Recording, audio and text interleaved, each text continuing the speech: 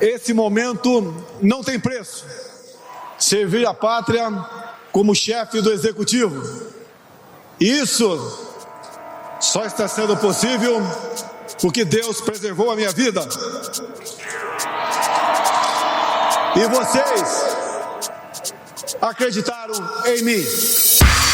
O ano de 2019 começou com a chegada ao poder de Jair Bolsonaro e seu grupo político e terminou com o presidente dando adeus ao próprio partido, tentando criar uma nova legenda a tempo da eleição municipal de 2020. Eu estou me sentindo aqui como o primeiro dia de casado. Vai ter festa hoje. 2019 teve desde demissão de ministros que pareciam muito próximos ao presidente, como o general Santos Cruz e Gustavo Bebiano, a polêmicas como o Golden Shower e a determinação do governo para que o Ministério da Defesa fizesse as comemorações devidas ao golpe de 64. O presidente não considera 31 de março de 1964 golpe militar. Bolsonaro criou muitas controvérsias, como o ataque às ONGs ligadas ao meio ambiente e se viu diante de crises, como a investigação contra o PSL por suspeita de utilização de candidaturas laranjas com direito à denúncia do Ministério Público contra o ministro do Turismo, Marcelo Álvaro Antônio, que se mantém no cargo. Nessa manhã, a Polícia Federal prendeu Roberto da Silva Soares, conhecido como Robertinho Soares. Ele coordenou a campanha do ministro do Turismo, Marcelo Álvaro Antônio, em Minas Gerais. O presidente ainda teve que lidar com as polêmicas geradas pelo 02 Carlos Bolsonaro nas redes sociais e com as suspeitas de prática de rachadinha que pairam sobre o filho mais velho do presidente, Flávio Bolsonaro, no caso Queiroz. É muito claro, para mim, que há uma perseguição absurda no Rio de Janeiro em cima de mim porque querem me atingir para tentar atingir o presidente da República. Só um recado para vocês, não conseguirão. As prisões após a condenação em segunda instância foram derrubadas pelo Supremo. Com isso, o ex-presidente Lula saiu da cadeia. O Dallagnol montou uma quadrilha com a força-tarefa da Lava Jato. No Congresso, o debate sobre prisões em segunda instância avançou muito pouco e certamente será retomado a partir de fevereiro. O governo aprovou um pacote anticrime desidratado. Os parlamentares barraram a polêmica excludente de licitude. E o integrante mais popular da esplanada dos ministérios, o ministro da Justiça Sérgio Moro, encerrou o ano frustrado, depois que o presidente não vetou a criação do chamado juiz de garantias, proposta que tem forte oposição do ex-magistrado da Lava Jato, como ficou claro em entrevista de Moro ao site O Antagonista. A ideia é bonita, um juiz para investigação e um juiz para ação penal. E veja, não é um ato que um juiz à distância vai ter que praticar, é todo o desdobramento da ação penal. Então é inviável na prática, Qual o balanço político de 2019 e as perspectivas para 2020, ano de eleições municipais? Esses são os temas do Ao Ponto de hoje. Eu sou Carolina Moran, estou com Roberto Maltic e nós conversamos com o editor de País, Thiago Prado, e com o diretor da sucursal de Brasília, Paulo Celso Pereira. O Ao Ponto é o podcast diário do Globo. Está disponível no site do jornal, no Spotify, no iTunes e nas demais plataformas de áudio. Fique com a gente.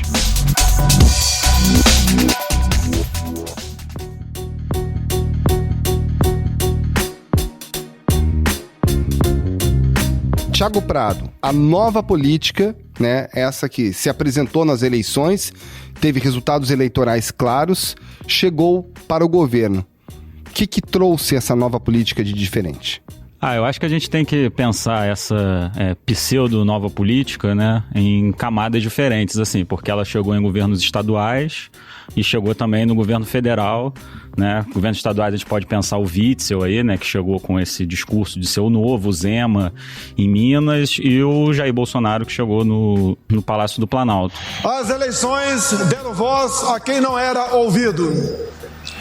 A voz das ruas e das urnas foi muito clara. São formas de governar distintas, por mais que tenha esse verniz aí chamado de nova política. Então, o Bolsonaro, quando ele entrou, ele, anunciou aí, que não faria um governo de coalizão de fato, embora alguns ministérios ele tenha colocado ali partidos, né, representando, mas se a gente for olhar, pelo menos no primeiro semestre, não foi um governo que saiu loteando os cargos de uma maneira tão grande quanto outros governos, né?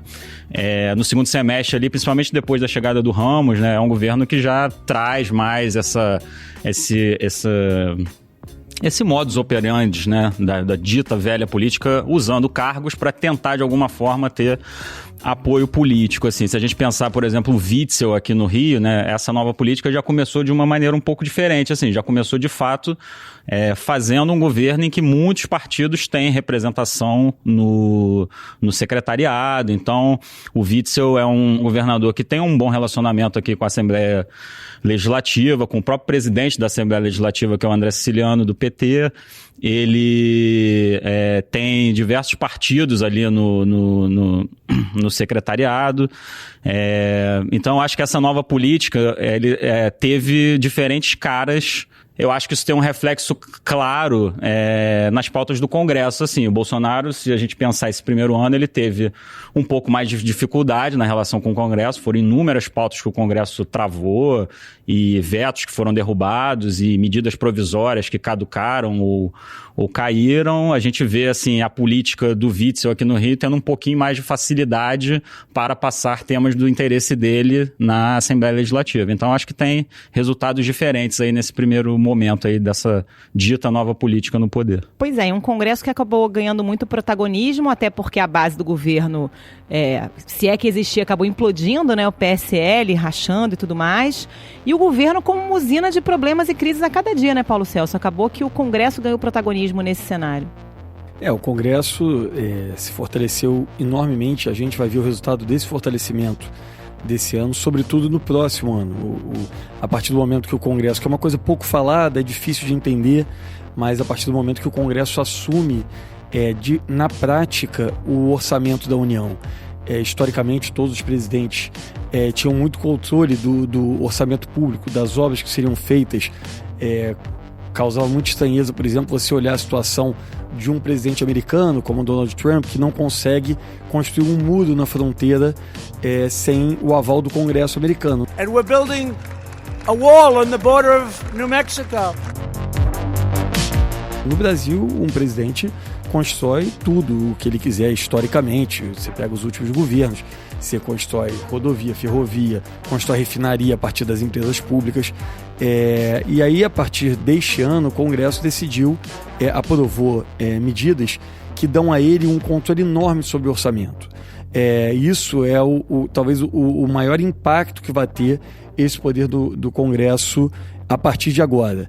Ao longo do ano, a gente viu também o Congresso com muita proeminência na condução das pautas que de fato avançavam.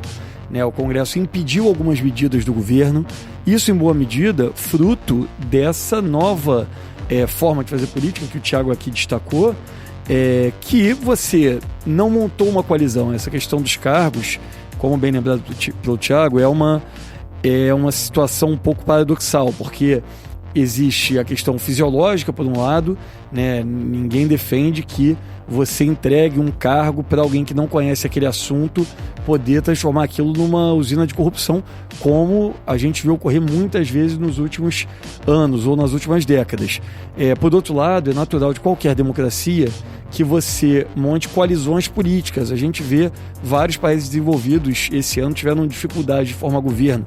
Na Espanha e Israel, justamente porque você só governa com uma maioria parlamentar. Claro que esses países que eu citei são parlamentaristas e aí você precisa de uma maioria formal para exercer o governo, mas de toda forma, você governar um país demanda você aprovar medidas no parlamento também. Então, o que os governos, para falar de 92 para cá, depois do impeachment do Collor, então os governos Itamar, Fernando Henrique, Lula, Dilma e Michel Temer fizeram tentar construir maiorias multipartidárias com os partidos que, no fim das contas, a população elegeu. Nenhum parlamentar desse chegou ao Congresso por mandato divino, todos eles tiveram voto e você monta ali a maioria que é possível para você governar. Essa dificuldade do presidente Bolsonaro de governar tem uma consequência no fato de hoje ter um esvaziamento do poder presidencial. Em geral, você ouviu o presidente anunciar um projeto um plano, um exemplo agora recente, o presidente Bolsonaro anunciou como ponto de circunstância uma nova legislação para as regras de trânsito. Isso não vai valer, nada daquilo, negócio de 40 pontos, de não ter exigência de cadeirinha, porque no fim, quem dá a palavra final sobre as grandes mudanças que pode ser implementada num país, e no Brasil não é diferente, é o Poder Legislativo. E nesse caso até o Judiciário, que no caso do DPVAT, entrou o Supremo para dizer que não poderia ser adotada a medida do presidente acabando, né, com esse tipo de seguro. O Supremo fez isso algumas vezes esse ano. Ele reviu e impediu algumas decisões que o presidente da República queria fazer. O presidente queria extinguir estatais por decisão do Executivo exclusivamente, e o Supremo disse que isso só pode acontecer nas subsidiárias, que as grandes estatais criadas por lei precisam passar pelo Congresso. Isso aconteceu com os conselhos. O presidente queria extinguir esses conselhos da sociedade civil. E mais uma vez o Supremo falou, olha, o que é criado por lei, só lei pode extinguir. Só que tem um número que o Datafolha deu em dezembro, que foi da rejeição ao Congresso, assim, que eu acho que é importante a gente pensar esse paradoxo, assim, que a gente vive, assim, de ganho de protagonismo do Congresso, mas por outro lado nas ruas, né? E eu acho que o Bolsonaro se favorece muito disso. Beleza, a história do ano é de uma queda do Bolsonaro em popularidade, se a gente comparar o início do ano com agora. No entanto, ele mantém ali um 30%, aí vai variar a pesquisa 29%, 30%. Essa pesquisa do Datafolha, por exemplo, deu uma rejeição de 45% dos parlamentares. Então, esse Congresso que sim ganhou muito protagonismo, mas ainda há uma imagem de velha política muito grande nesse Congresso. Eu acho que o Bolsonaro de alguma forma se beneficia disso. E aí eu penso também, falando do Supremo, que o PC ressaltou aqui, que também fez muitas intervenções, de alguma forma moderou ali a agenda do governo Bolsonaro, a mesma coisa. Esse foi um ano que a gente viu muitas manifestações nas ruas contra ministros do Supremo, e então, assim, há um ganho de protagonismo desses dois poderes aí, nesse jogo aí de moderação entre os poderes, né? Mas, por outro lado, as ruas, a gente fala muito da queda de popularidade do Bolsonaro, mas esses outros poderes têm aí uma rejeição interessante para a gente analisar, porque eu acho que ainda vai ser um ano de muito embates entre os poderes, assim, por causa dessas questões. Há dias que parece que a justiça não existe. Nós assistimos criminosos sendo soltos, fazendo pouco da justiça.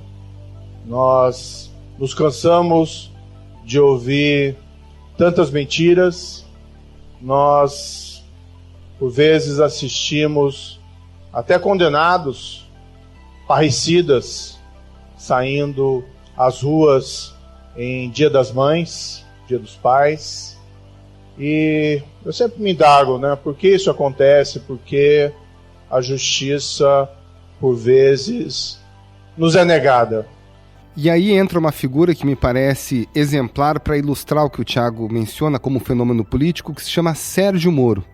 O ministro Sérgio Moro, ministro da Justiça, mas ele é muito mais do que o ministro na Justiça. Ele é o fiel da balança da popularidade do governo. Essa classe política que rivalizou o poder desde 94, né, com o PT e PSDB, acabou caindo na mesma bacia ali. E a população falou, olha, eu não quero mais isso, eu não quero esses políticos tradicionais, ex-governador de São Paulo, de Minas, ou líder do PT, seja lá quem for. Eu quero alguém que não esteja nesse processo que gerou muito caixa-2, gerou muita corrupção. E o Moro é a figura maior desse movimento, né? Ele é a figura que personifica todo esse movimento anticorrupção. Isso é inegável. Noves fora as críticas, algumas com razão, outras não, que se possa ter a certas decisões dele, é inegável que ele é a pessoa que simbolizou esse movimento de combate à corrupção que se assentou muito no Brasil desde 2014. E esse é ainda hoje o papel dele dentro do governo, o papel mais importante. Claro que o pacote anticrime que ele mandou para o Congresso tem algumas medidas ali que são salutares, mas a grande importância do Moro hoje é dar ao governo a chancela de que, olha, esse governo tem a pessoa mais intransigente com corrupção no Brasil, na opinião pública, é um ministro central desse governo. Um governo que vai começar o ano de 2020 com o filho do presidente investigado, né? Sendo acusado de corrupção, de rachadinha. Então, de um lado tem o ministro Moro, do outro o filho do presidente tendo que responder a acusações muito sérias. Fora o ministro do turismo também, que a gente... que já está lá no cargo há um tempão. O Moro, ele mostrou uma resiliência aí no cargo que eu acho que muita gente achava que ele não teria, assim, sob vários aspectos, assim, beleza, o pacote anticrime, ele terminou o ano sendo votado, mas se a gente lembrar o primeiro semestre, não foi prioridade em nenhum momento do governo Bolsonaro, assim, algumas vezes até o Bolsonaro deu declarações públicas dizendo que o Moro sabe que vai ter que esperar um pouco, de fato a Previdência foi a prioridade do primeiro semestre, então isso não o deixou incomodado, ou pelo menos não é que não o deixou incomodado, isso a gente não pode dizer, mas em nenhum momento pareceu que isso o tiraria do cargo. Tivemos os episódios na Polícia Federal, o Bolsonaro nitidamente mostrando desconforto com a Polícia Federal, ameaçando trocar a direção da Polícia Federal. Em nenhum momento também ali pareceu que, até a gente ficava com essa sensação, né? Acho que todos nós conversávamos entre a gente, nossa, o Moro vai abandonar esse governo, o Moro não vai ficar... Foi desautorizado claramente algumas vezes. Mesmo na questão do COAF, né, PC, o governo também não mostrou, né, aquela vontade de realmente permanecer com o COAF ali. Então, assim, eu acho que pra gente pensar 2020 do Moro, achar que o Moro vai abandonar o barco por pequenas, né, tempestades, eu acho que o ano provou que não é tão simples assim. E aí eu acho que o que se projeta para 2020 é nomeação para o Supremo, que eu acho que é o que todo mundo quer saber, se no fim do ano agora de 2020, né, o Moro será indicado ao Supremo, né? Porque no dia 20 de dezembro, agora há pouco, portanto, o presidente Jair Bolsonaro praticamente fez um convite público ao Moro para ser candidato a vice em 2022, dizendo que seria uma chapa imbatível, mas que caberia ao Moro decidir. Então, realmente, o futuro é incerto. Talvez com receio do Moro vir candidato contra o próprio Bolsonaro, né? Uma vacina já, A gente fica sempre com muita dúvida do que significam essas palavras aí, faltando 3 anos para as eleições, faltam muito tempo para lá. Eu acho que o que a Carol falou, quando ele já coloca ali o Moro como um possível vice dele, ele tira o Moro de ser um adversário dele, e os índices de popularidade do Moro são maiores do que o do Bolsonaro, né? O Moro tá ficando um hábil político. Tá se habilitando aqui. Não. Quem sabe, não. Não pode. Por enquanto eu tô casado com o Mourão, sou seu amante, falou? Tudo bem que o da Damares também é maior, mas... Mas para mim a grande questão é assim, eu tenho muita impressão, não sei se o PC concorda com isso, mas que ainda o que faz os olhos do Moro brilharem é justamente essa vaga para o Supremo.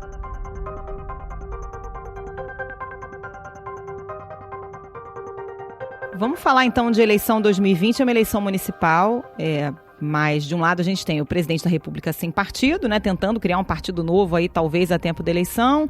De outro, o ex-presidente Lula saiu da prisão e está tentando que o PT tenha protagonismo e candidatos próprios em várias capitais. O que deve ser a tônica dessa eleição de 2020? Eu acho que é muito natural a gente pensar que...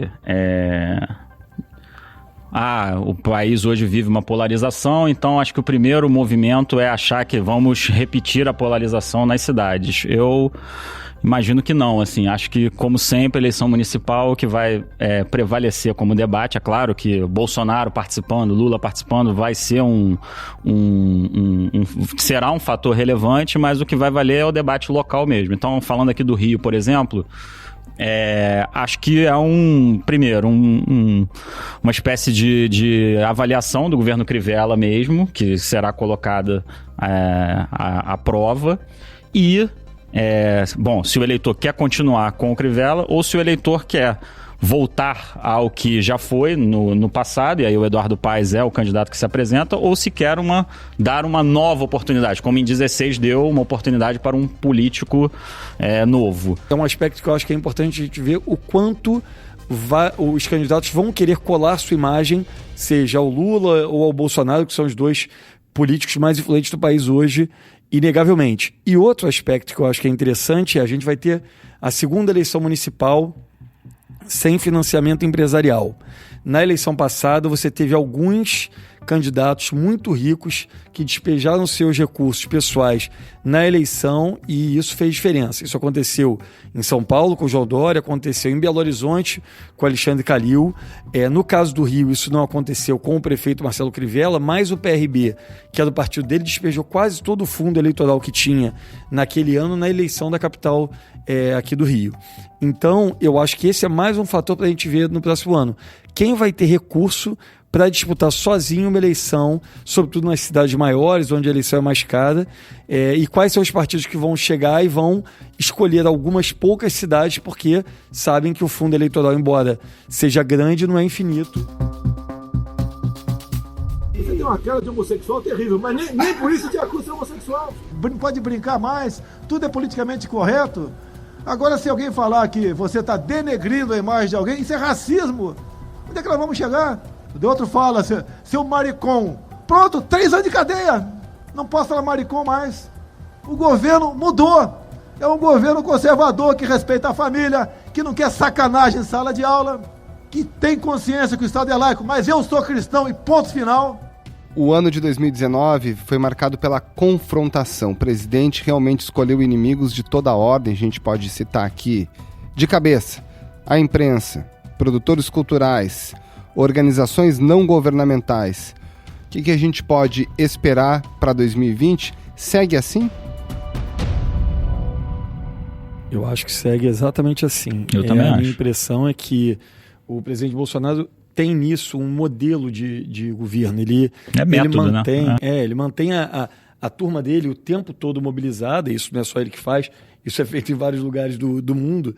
Ele mantém a sua claque o tempo inteiro mobilizada e pressionando instituições, pressionando quem ele considera adversário, e isso tem efeito. A gente não pode ignorar que em vários momentos ele conseguiu impor, por exemplo, pautas ao Congresso dessa forma, impor debates. Ele conseguiu manter uma mobilização social, ironicamente, a favor da reforma da Previdência. Digo ironicamente porque reforma da Previdência, embora no Brasil fosse uma opinião amplamente majoritária entre analistas econômicos e especialistas, ela é mundialmente um tema impopular. A gente está vendo na França uma reforma e a gente viu no Brasil manifestação a favor da reforma da Previdência, o que é algo pitoresco, no mínimo. Então, essa mobilização me parece ser um dos pilares da governabilidade dele. Ele não tem uma governabilidade parlamentar, mas eu acho que ele vê nessa mobilização das suas bases uma agenda para pressionar o Congresso a tentar fazer andar pautas dele e a tentar fazer com que o Supremo não derrube outras pautas dele. Eu acho que tem uma confrontação com inteligência também da parte do Bolsonaro, porque vamos falar, por exemplo, nessa questão dos poderes aqui que a gente estava pensando, como eles moderaram as medidas desse governo, mas eu não me recordo do Bolsonaro nesse primeiro ano de governo atacando um Toffoli, por exemplo. Né? Acho que tem uma inteligência aí em algumas coisas. Até porque o Toffoli foi bem importante, inclusive, para barrar a investigação do Flávio Bolsonaro em determinado momento, quando deu vazão à questão do COAF e o impedimento da transferência de informações. Sim. Na questão do Congresso, por exemplo, se a gente parar para ver como foi a reação do presidente do Senado, Davi Alcolumbre, a operação aí toda de busca e apreensão que envolveu o Flávio foi de elogios ao Flávio, então também tem ali um cuidado do clã ali Bolsonaro também, de saber que em alguns lugares é importante ainda manter, né, canais de diálogo, assim. Acho que com o próprio Procurador-Geral da República, o Augusto Aras também, não vejo em nenhum momento qualquer tipo de confrontação. Então, assim, setores, assim, o Bolsonaro também, ele tem setores da imprensa que ele ataca e tem setores da imprensa que ele, né, afaga, conversa super bem e tal. O Augusto Aras, que foi escolhido por ele fora do processo ali do Ministério Público, ele, inclusive, é um grande apoiador, né, explícito, assim, o tempo todo. Chegou a falar que o papel dele seria ser a rainha num jogo de xadrez. Sim. Então acho que tem uma inteligência aí do Bolsonaro. Eu espero a continuidade do confronto, porque eu acho que, como eu falei aqui, eu acho o método dele mesmo, acho que é um método um método mesmo de governar, assim, e ele sabe que isso, para as redes dele, ele precisa desse modelo de governar, mas eu acho que ele vem ganhando cada vez mais inteligência nesse jogo de Brasília, assim, que ele sabe que ele precisa, né? Então, vamos dar um exemplo aqui do fundo, aqui que a gente está falando de 2 bi. Ele pegou, falou que gostaria de vetar o fundo, e aí logo depois ele... não, vou aprovar o fundo, porque senão... Já dissemina nas redes sociais que o Bolsonaro foi contra o fundo. Isso, e aí depois diz que não, mas vou aprovar o fundo, que senão vai acontecer impeachment. Eu acho que tem uma inteligência maior nesse método de confronto, assim, da parte dele, assim. É isso. Paulo Celso Pereira e Thiago Prado, muito obrigada. Até a próxima. Obrigado. Bom 2020. Valeu. Valeu. Um abração. O Ao Ponto é o podcast diário do Globo, está disponível no site do jornal, no Spotify, no iTunes e demais plataformas de áudio. E você entra em contato com a gente pelo e-mail podcast@globo.com.br. Quer saber mais? Assine o Globo. Acesse assineoglobo.com.br e confira todas as notícias e reportagens especiais. Captação do áudio é do Maurício Belli e a edição é do Nicolas Witzel. Tchau!